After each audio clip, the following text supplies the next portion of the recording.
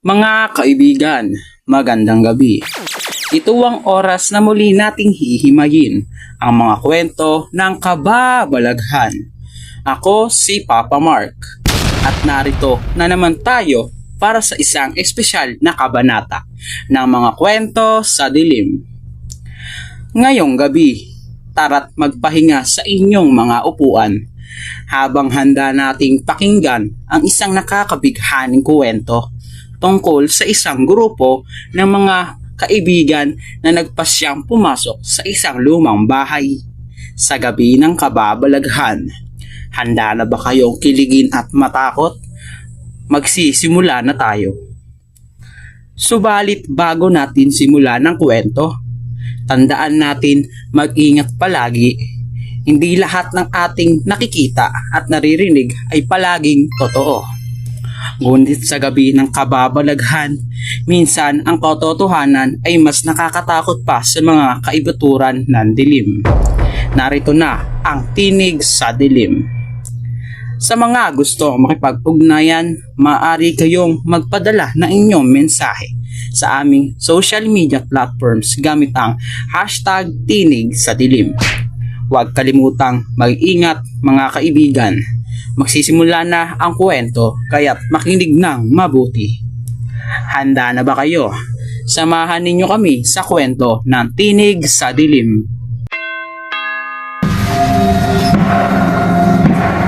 Sa isang madilim at sariwa pa sa alaala ng mga tao, may isang lumang bahay na sinasabing sinasalakay ng mga kaluluwa ng mga yumao. Sa isang gabi, may grupo ng mga kaibigan ang nagpasyang pumasok sa bahay na iyon upang subukan ng kanilang kapalaran sa pamamagitan ng ghost hunting. Ano ba to guys? Parang masama yung pakiramdam ko. Huwag kang matakot, Mark. Ghost hunting lang to. Ang kanilang grupo ay binubuo ni Mark, Ana, Miguel at Emily. Hawak-hawak nila ang kanilang mga flashlight habang naglalakad sila sa loob ng bahay.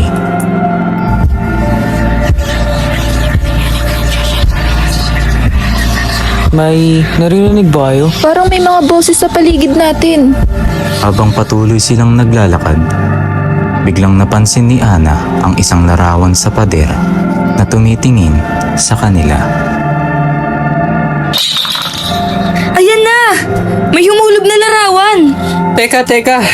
May nakita ako kanino sa likod natin.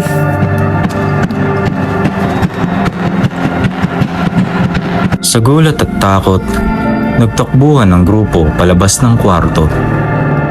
Ngunit habang sila'y nagpapahinga sa sala, biglang may narinig silang kakaiba.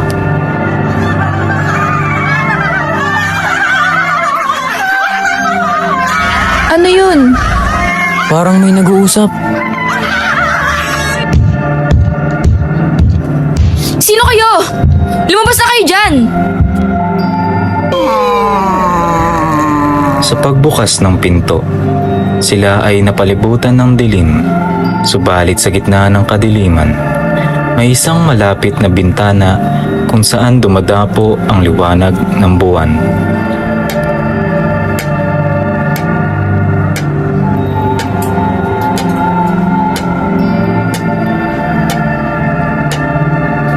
Tingnan niyo yung bintana. May isang anino na sumasayaw.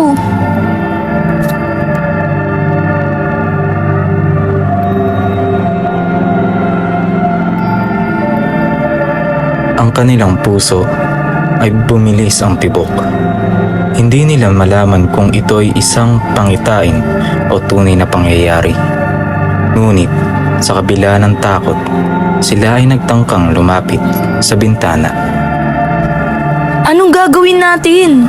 Tayo ay dapat lumapit at suriin kung ano ang totoo.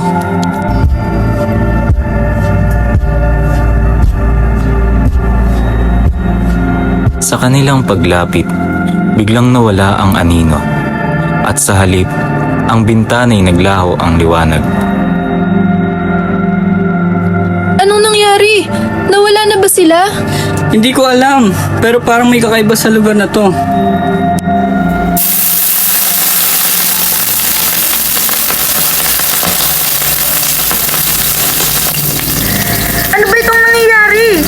biglang umulan ng malakas? Hindi ko alam. Kailangan nating makalabas dito.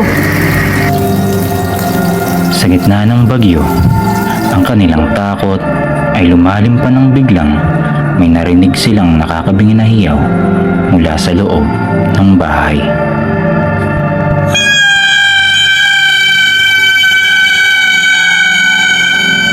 Ano yun? Ayoko na dito! Sundan niyo ako.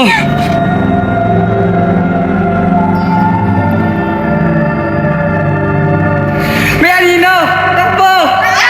May alino!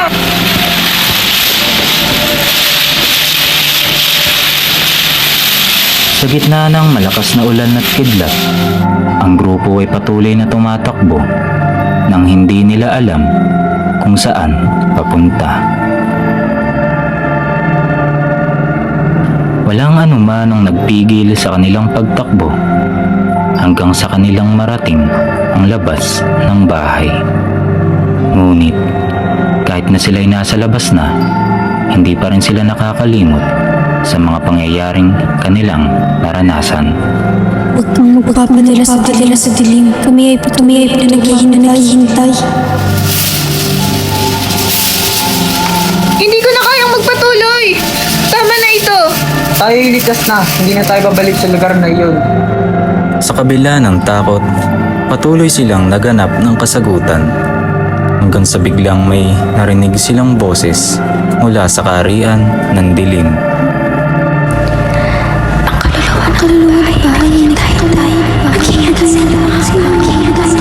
Sa pagkarinig ng mga boses na iyon, agad silang tumakbo palabas ng bahay. Ngunit kahit na sila'y nasa labas na, hindi nila malimutan ang boses na kanilang narinig. Hanggang sa ngayon, ang kwentong iyon ay patuloy na nagpapangil sa mga taong lumilipas sa nasabing bahay. Sapagkat kahit sa kasalukuyan, ang boses ng mga kaluluwa ay hindi pa rin natitinag. At sa bawat hakbang na kanilang ginagawa, patuloy pa rin silang tinatawag ng tinig sa dilim.